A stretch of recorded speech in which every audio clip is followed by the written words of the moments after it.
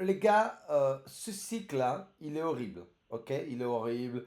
Il monte en escalier, tout doucement, avec plein de distributions. Les altes, depuis que Bitcoin est en bull run, les altes, elles, sont en bear market. Ce que j'aimerais quand même comparer, c'est les zones de temporalité et les moments où on a été heureux. Alors, je vous explique simplement.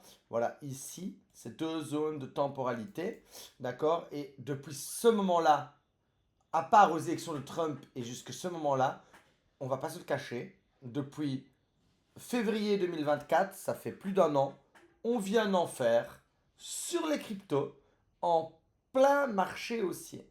Mais ça n'a pas toujours été le cas. Je vous explique. On sort ici du crash FTX. Bam, il y a eu le PP, il y a eu pas mal de coins vraiment incroyables.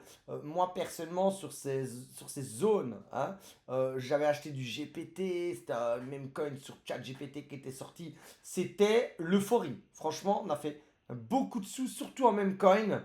Le Pogai, tout ça, le Dino, le Turbo. Enfin, il y a eu vraiment. C'était surtout sur BitGet que la alt season s'est passée. Et moi, là, je me suis amusé comme un petit fou. On a fait beaucoup d'argent. Ensuite, ici, c'était moins gay. Ici, c'était moins gay. Je zoome un petit peu pour qu'on comprenne. C'était moins gay jusqu'à ce qu'il y ait ce pump de plusieurs jours, qu'on latéralise. Et c'est là-dessus qu'on a gagné, sur ce pump, qu'on a gagné le championnat d'Europe 2023 avec l'Académie du Lucis. Il y a eu de l'opportunité. Là, c'était horrible. En plus, j'ai dû revendre mon bar à Bangkok. Donc, pas d'opportunité sur les cryptos. Je perds mon bar en Thaïlande. C'était vraiment horrible. Jusqu'à ce moment où je rachète les dips. Et là, sur le PP2, je fais plus de 80 000 dollars. J'achète mon taille élite. Ensuite, ici, il y a les listings ETF, ça part, ça remonte. Et puis là, je fais sur un même coin plus de 300 000 dollars. Donc, franchement, les gars, de là à là, il y a eu plein d'opportunités. Mais je ne vais pas vous le cacher. Depuis le 17 mars à maintenant, le marché crypto est horrible. Et si vous avez aimé cette zone, c'est que vous avez un mauvais souvenir. Mais j'aimerais quand même qu'on compare un petit peu les cycles précédents. Alors, pour l'avoir vécu, si je prends justement cette zone d'ennui ici, cette zone d'ennui, avec juste avant le crash Covid, regardez, oh, on a la même temporalité. Et il faut un crash pour changer la dynamique. Il faut un pump ici de Trump pour changer la dynamique. Et puis on retourne dans une phase interminable de temporalité. Ben, si je la prends ici, regardez. Oh, on ressort du crash. Là, je me rappelle, c'était horrible. Là, j'ai fait beaucoup d'argent, ben, comme aux pommes de Trump. Ça, c'était horrible. J'ai même dit à mon mentor, mais non, c'est le bear market. Et on va faire un crash encore. Et on a, en plus, regardez, je me rappelle comme c'était hier. Hein, je vous dis vraiment ce que j'ai ressenti. Parce qu'on a tendance à oublier le passé. Regardez ici, sur cette zone, je la mets en rouge. Je dis, les gars, ici, on n'a pas fait de plus haut. On n'a pas fait de plus haut. Là, on fait un plus haut. On remonte et on ne fait pas de plus haut. Et on s'affaiblit et on s'affaiblit. Et je me dis, oh, et la suite logique, on va créer un deuxième low ici. Et voilà, et repartir. Et au final, nique ta mère. Vraiment, je suis désolé, c'était nique ta mère. Je me rappelle, j'étais à Pattaya sur une boat party avec des e-commerçants. Et ils étaient tous en train de s'amuser à faire du jet ski parce qu'ils avaient fait des petites ventes, ils avaient vendu des petites boîtes à musique et tout. Ils étaient tout contents. Et moi, j'étais en train de transpirer sur ce putain de boat hein, à l'anniversaire d'Anthony Taylor, hein, précisément. Et ensuite, bam. Et là, je commence à péter des faces sur le boat. Je deviens fou. Je dis, les gars, je dois rentrer à Bangkok. Je dois rentrer à Bangkok, je dois rentrer à Bangkok. Et j'ai suracheté grâce à mon téléphone. J'ai suracheté grâce à mon téléphone le pump rapidement. D'accord? Donc là, j'ai suracheté le pump rapidement grâce à mon téléphone. C'est là que j'ai compris la puissance du fait de pouvoir trader sur son téléphone. J'ai pas dit analyser, j'ai dit pouvoir trader. Ensuite, on arrivait ici. Je suivais beaucoup CryptoFanta à cette époque-là, qui était à l'époque vraiment, pour moi, le meilleur mentor à l'époque, c'était le 10 sur 10. Pour moi, il n'y avait pas meilleur mentor en termes de psychologie des foules. Il était humain, il dévorait les connaissances, il les repartageait à sa communauté. C'était vraiment à ce moment-là un homme passionné et je lui aurais donné mon capital en main. Et c'est ce que j'ai fait. Parce qu'à ce moment-là, on a craché et j'étais perdu. Mes mentors, euh, voilà, ils étaient secoués de ce crash. Ils n'avaient pas envie de me donner des conseils en investissement parce que moi je jouais avec mon capital, le capital d'une vie. J'étais à Bangkok, je ne pouvais pas perdre cet argent. Donc ils ont eu du mal à me donner comme je fais sur cette méthode, vous dire, moi je me positionne, moi j'achète. C'est pour ça que je le fais avec beaucoup de couilles parce que j'aurais rêvé qu'on me le dise. Et la seule personne qui me l'a dit à l'époque, c'est CryptoFanta. Et il m'a dit, Noctis ici, ça m'arrête des morts, achète. Achète. Et j'ai mis moitié de mon capital en Bitcoin et l'autre moitié de mon capital en USDT. Et puis on est parti. Et là, les amis, j'ai vécu vraiment, hein, de toute mon expatriation, la plus belle, vraiment, les plus beaux moments de ma vie dans mon expatriation. Ensuite, là, ça a été horrible, hein, mais on a tenu bon. Et on est reparti. Et là, j'ai refait pas mal de sous le Shiba avec les NFT, la gamme NFT et tout. Et puis là, on a un peu reconnu des bons moments. Là, c'était super parce qu'on a tradé les mêmes coins. Mais voilà, les zones vraiment où je veux vous le dire, j'ai été heureux en crypto. Où j'ai vraiment été heureux en crypto. C'est ça. C'est la fin ici, parce que celle-ci était horrible, ok? C'est ceci. Non, non, même pas, je suis trop gentil là. C'est ceci. Ça, c'était horrible. Et c'est cela, après les ETF. Ça, c'est réellement, je suis en crypto depuis ici, vraiment à 100%, hein, où je faisais des échanges Thaïlande, etc. Là, j'étais coiffeur, je faisais un peu de crypto pour rigoler avec du MLM, hein, donc voilà. Donc, je vous raconte vraiment une histoire, hein, je pense que c'est important. Je pense que c'est important. Donc, hop, ici, je suis vraiment rentré à fond en crypto avec les mentors. Là, je faisais des échanges. Bah, il y en a qui me disent qu'ils sont en crypto depuis 2017, hein, mais quand ils me parlent de connaissances, ils ont moins de compétences que ce que j'en avais là. Hein. Voilà, ah, ils en ont moins. Mais ils sont là depuis là, mais ils ne se sont pas formés. Ils ont regardé des youtubeurs et au final, ils se retrouvent avec 8 ans d'expérience de merde. Voilà. C'est réel, hein. Genre, je parle à des gens et qui me l'avouent eux-mêmes, qui me disent ah oui, je suis à plus 2017, mais je n'y connais rien. Oui, oui, oui. Donc, à un moment, c'était le mode facile, c'était là. Ensuite, là aussi, j'ai eu vraiment bon. J'ai racheté, j'ai eu vraiment bon. J'ai eu bon là, j'ai eu bon là, j'ai eu bon là, j'ai eu bon là, j'ai eu bon là. Sûr. Quand même important de le comprendre parce que ça va en venir sur ma météo. C'est important de le comprendre. Où j'ai vraiment eu bon. Hein. J'étais heureux d'être cryptomène et les gens me disaient oh la crypto c'est trop bien, Noctis tu fais de la crypto. Je disais à Bangkok, écoutez bien, bonjour je fais du bitcoin, je me faisais sucer. Ah ouais mesdames et messieurs, je le dis comme je le pense. Maintenant quand je dis je fais de la crypto, ah ouais, casino, scam, ah tu t'es ruiné comme tout le monde, ah, t'es pauvre. Alors que quand dans ces moments-là je disais je fais de la crypto, j'étais le seigneur, je sortais le gourdin, il se faisait travailler. Je suis désolé d'employer les termes techniques de cette puissance, mais je sortais le gourdin, il se faisait travailler. Juste en disant crypto bitcoin, je suis dans la crypto bitcoin, le gourdin était travaillé. Alors que maintenant, c'est un petit peu gênant de le dire. Donc, il est vraiment important de le comprendre parce que sur ces moments où j'ai été heureux, ça représente, écoutez bien, hein, et c'est important. Je vous partage vraiment du vrai background là, de ce que j'ai souffert, de ce que j'ai réussi. Je vous partage vraiment mon histoire. Donc, comme je dis, j'étais là, mais là j'étais coiffeur, j'achetais du bitcoin. Limite, j'achetais du bitcoin pour revendre de la testostérone à des bodybuildés dans mon salon, quoi. Hein. Mais je faisais quand même, j'avais prêté de l'argent à un ami.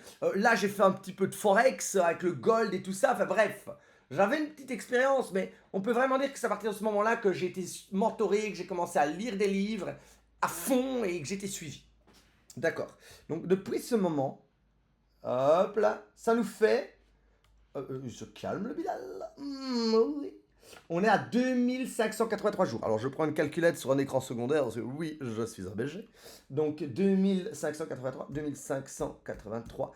divisé par 365. J'ai donc bien cette putain d'année de crypto. Il y en a qui me disent, mais non, tu l'as pas. 7 années de crypto, j'ai bien 7 ans, je viens de faire le calcul. J'ai bien 7 ans de crypto. Alors, bon, les gars, sans compter ça, hein, sinon j'ai 13 ans, mais comme j'ai dit, là, je faisais des sageries. Et sur ces putains de cette année, j'ai eu combien d'années de bonheur où j'ai été heureux, où j'ai pu me faire travailler le gourdin simplement en donnant mon statut. On a 100 jours. Je vais noter sur la calculette. Hein. Donc sur 7 ans, on a 100 jours. Ouais, c'est ça, c'est 100 jours. Ensuite, ici, on a, hop là, clac, là, 172. Ah putain. Plus 172. Plus. Attendez, et quand même un peu de bonheur dans ma vie, hein. Se calmer. Voilà, plus ici, 80. Ah, mais allez, merdin! Allez, franchement, on dirait Monique sur un ordi. Plus 80, voilà. Plus, parce qu'il y a quand même eu d'autres bonheurs, hein, quand même. Je ne suis pas un dépressif attardé. Hein. 162 quand même. Oh là là là là, on est sur plus d'une année. Quand même, sur plus d'une année de bonheur. Hein. Voilà, voilà. Plus, voilà, attention, le dernier moment de gloire. 79, plus 79. Plus, hop, ben c'est tout. Voilà. Et là, une semaine de Trump. Je peux même pas savoir si ça a du bonheur, mais ouais, on va le dire. Et je suis quand même heureux parce que depuis ce moment-là, j'ai ma chaîne YouTube et je vis un bonheur avec vous. Ça, je voulais quand même vous le dire. Donc, n'hésitez pas à laisser un petit commentaire là parce que je vous jure que je commençais à perdre la passion pour la crypto. Je pensais avoir tout vécu. J'en avais marre et puis j'ai recommencé ma chaîne YouTube et je vois des gens heureux et que mon parcours puisse inspirer, aider, donner de la force. Et ben je retrouve un sens à ce chemin, voilà, qui est autre que l'argent, voilà, qui est humain, qui est donc voilà. Donc je vais dire aussi ici, c'est vrai que c'est bire, mais je vis du bonheur grâce au YouTube. Je suis très heureux en crypto grâce à vous tous. Et c'est pas vous faire le connard, hein, le fake on. Donc plus 90. Plus 90. Il y a peut-être une leçon à tirer. Tiens, et si au lieu de trader dans mon coin, je partageais? Et si au lieu de trader dans mon coin, je me faisais des copains? Hein? Peut-être, parce que ça en dit quand même long. Hein? J'étais très accro au trading. Là, ici, je m'en suis décroché. J'ai d'autres activités. Et en plus de ça, je fais mon trading. Je donne de la valeur sur... Ah tiens, je perçois peut-être le trading d'une autre manière. Peut-être, il m'a fallu 7 ans pour comprendre comment on doit utiliser le trading correctement. Mais on s'égare. Donc, on est à... divisé par 365. Mesdames et messieurs, bonsoir. On est à 1 an et 80%. On est presque à 2 ans de bonheur sur 7. Ce qui veut dire que depuis que je suis en crypto, j'ai souffert 5 ans pour en vivre 2. Il y en a beaucoup qui auraient déjà arrêté. Donc j'ai été beaucoup plus souvent en PLS, en stress et dans le besoin d'abandonner. Dans le besoin de devoir faire de l'argent et le marché ne m'en donne pas. Hein, donc moi je vis de la crypto, donc le marché il ne me donne pas d'argent et je dois quand même tenir bon. Donc les amis, j'espère que cette météo vous fera relativiser quand certains ont dit patience, patience. Mais les gars, vous avez vécu 5 ans dans le doute, 5 ans dans ce besoin. N'hésitez pas à me dire dans le commentaire, hein, j'aimerais bien savoir qui est mon audience. Ou est-ce que vous arrivez un petit peu comme des fleurs qui se disent la crypto c'est facile. Et moi depuis que je suis là, je suis désolé. Et mon mentor Sarensen le disait aussi sur une de ses vidéos, je suis plus en PLS qu'en mondiolo. Mais c'est dans le moment où vous êtes en PLS que vous avez le choix de lire, que vous avez le choix d'apprendre, que vous allez faire les bonnes choses. D'accord? C'est vraiment important de le dire. Et voilà les gars, je voulais vraiment vous faire une storytelling et en fait seulement vous donner une comparaison à quelque chose que j'ai constaté. Donc ça c'est les moments de bonheur dans les boîtes. Ok? Et je prends ici les moments horribles. Ça c'est un moment horrible. Ok, on a eu la même chose. Ceux qui disent que c'était plus facile avant, non, et je l'ai vécu. Non, et je l'ai vécu. Et ceux qui disent que c'était plus facile là, putain, mais j'ai crevé là. Eh bien, on a les mêmes boîtes de compression et d'allongement. On a les mêmes en temporalité. Et ce que j'attends, et vous le savez si vous suivez cette chaîne, c'est une phase mania. Une phase mania où on va pouvoir dire à Bangkok, ah bonjour, je fais de la crypto, sortir la bite et se faire travailler. Je suis désolé pour l'expression, mais je dis vraiment les choses telles qu'elles le sont. Hein. Donc, et moi, je vais vous le dire, si on n'a pas cette phase mania, que certains pensent que c'est un M et que gna gna, je vais vous le dire, hein, si on ne va pas dans ces zones, j'arrêterai la crypto après 7 ans. Parce que, pourquoi est-ce que je suis venu sur la crypto? Je suis venu pour la crypto parce qu'il y a de la croissance. Je suis venu pour la crypto parce qu'il y a des phases d'impulsion incroyables qu'on a vécues ici et qu'on devrait revivre là. Je ne suis pas venu dans la crypto pour baiser entre cousins dans des ranges et casser la gueule à des gens que j'aime autour de moi. Je ne suis pas venu pour le forex. Je suis venu pour de la tendance où je suis heureux d'investir sur quelque chose, amener mon argent pour créer de la valeur, que les entreprises qui utilisent cette valeur puissent prendre mon argent pour créer des belles choses et je me paye en haut comme un investisseur intelligent. Et je suis venu dans la crypto pour ça, pas pour me chamailler avec les instits dans des phases horribles de latéralisation. Et c'est pour ça, les amis, que je pense que si nous n'avons pas notre phase mania, il n'y a pas que moi, en termes d'investisseur intelligent, et qui n'est pas revanchard. Je suis juste réaliste. Je me dis que, en fait, si c'est pour faire de la crypto dans du range, dans des marchés creux, dans des marchés morts, j'ai peut-être plus de valeur à amener en coiffure, bêtement, en ouvrant un salon de coiffure ou en ouvrant un bar. Et j'irai simplement donner de la valeur. Mes mentors m'ont appris que je méritais l'argent si j'avais donné de la valeur. Je fais une belle coupe de cheveux, le client est content, ok, j'encaisse, je mérite l'argent. Je rate ma coupe de cheveux, j'escroque mon client. Et j'ai appris toutes les valeurs de l'argent contre les valeurs. Et j'ai appris ça très jeune. Et je me dis, si on a du range interminable et qu'on vit du forex sans fin, hein, comme on est en train de le vivre, disons-le, qu'est-ce que je fous en crypto?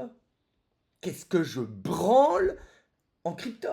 À baiser entre cousins, sur un marché qui n'attire personne.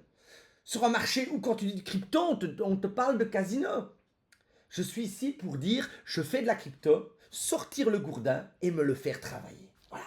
Au-delà de l'argent, mesdames et messieurs. Oui, mesdames, j'ai même dit mesdames aussi. Je sais que ça peut choquer. Mais voilà, je le dis aujourd'hui. Et donc, si je n'ai pas ma putain de phase mania, je vous le dis d'avance, je continuerai mes vidéos crypto parce que je pense que j'ai beaucoup de valeur à amener sur toute cette expérience et ces 5 années de souffrance, que ces 5 années de souffrance n'aient pas servi à rien, hein, mais qu'elles puissent servir d'expérience à donner ici. Mais je serai plus dans le trading, je ferai du business classique et j'achèterai des bitcoins parce que oui, je sais que bitcoin ira à 1 million. Et je ne dis pas que je deviendrai long-term holder, parce que je déteste ça. Je ferai juste du swing trading sur le Bitcoin.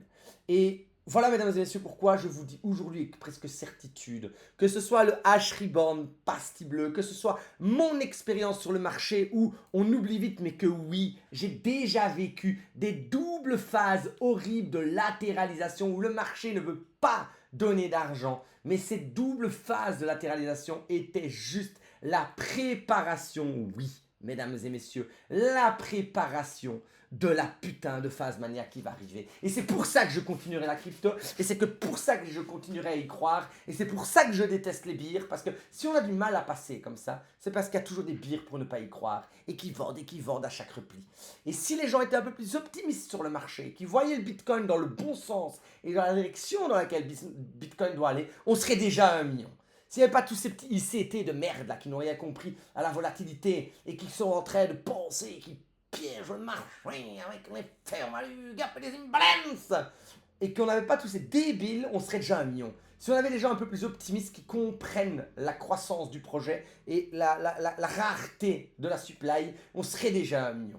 Et c'est réel. Donc voilà les amis, pour moi nous sommes dans cette zone et c'est pour ça que non, j'ai fait un peu de FUD, je n'arrêterai pas la météo crypto, je serai toujours la crypto dans des années à venir parce qu'on va avoir cette phase mania et qu'elle coule de source. Et si regardez ici, pour terminer cette météo, je prends des boîtes ainsi et que je reprends cette boîte ici, voilà, hop là, j'ai ma phase mania et que je reprends cette boîte ici, voilà, à partir du j'ai ma phase mania et qu'on a encore du temps pour avoir cette phase mania. Alors vous me dites mais non, il l'a mal remis, non, j'ai pris la phase mania ici J'ai pris la phase mania ici, regardez. J'ai pris la phase mania ici et j'ai laissé tout ça là, hein, hop, tout ça là.